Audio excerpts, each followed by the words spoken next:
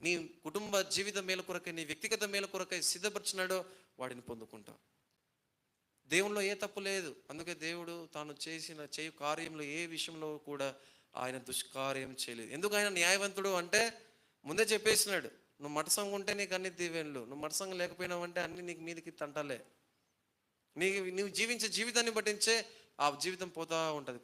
మళ్ళీ దేవునిలోకి వచ్చినావా మళ్ళీ ఆశీర్వాదమే, మళ్ళీ దారి విడిచిపోయినావా మళ్ళీ నష్టమే, దేవుని హృదయపూర్వకంగా వెంబడించినావా దీవెనే, మళ్ళీ దారి తప్పినావా మళ్ళీ నష్టమే.